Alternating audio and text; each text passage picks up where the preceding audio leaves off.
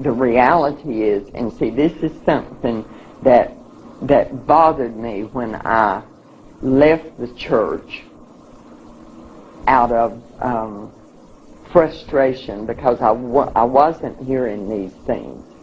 Because the Bible tells us what Jesus looked like when he walked here.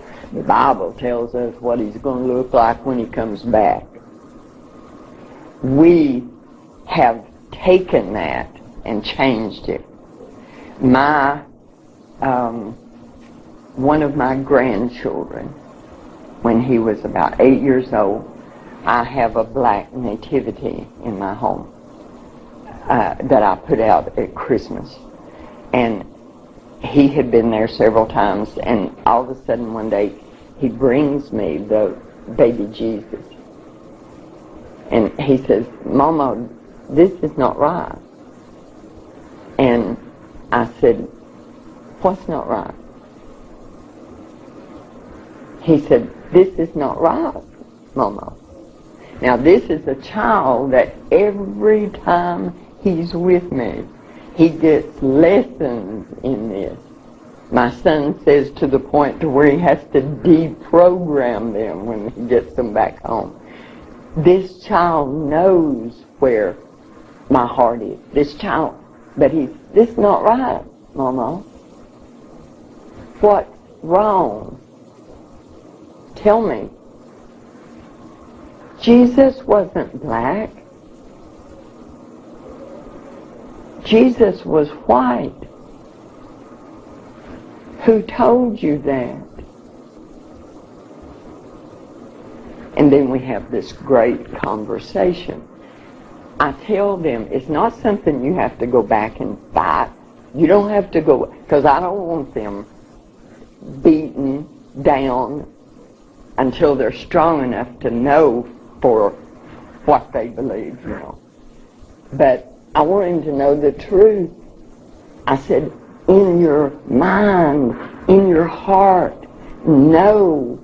Do you remember when Jesus went to Egypt? He hid in Egypt. The people in Egypt, honey, they're not white people. How could he hide that? See, so that we've done that. We've given your people a God that looks like me, so that you don't have any qualm about bowing down to me.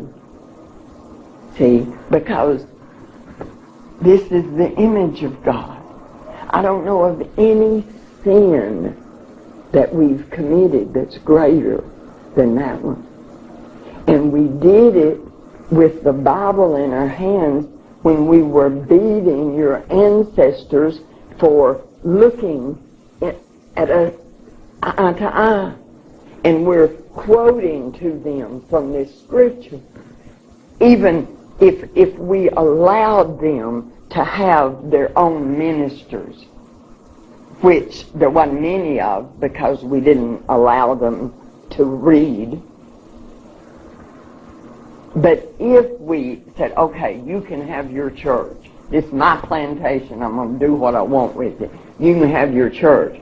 But then spies were sent. And those spies would stand outside the church, and that man would be beaten, perhaps killed, if he preached anything other than 3 sermons. And those 3 sermons were turn the other cheek, obey your master, and it's going to get better one of these days. God's going to take care of all of it. You're going to be in a happy, happy land. So put up with what you're putting up with now. And we made your people preach that to your people. And it's still being done. It's still being done. Those are the sermons that your people hear.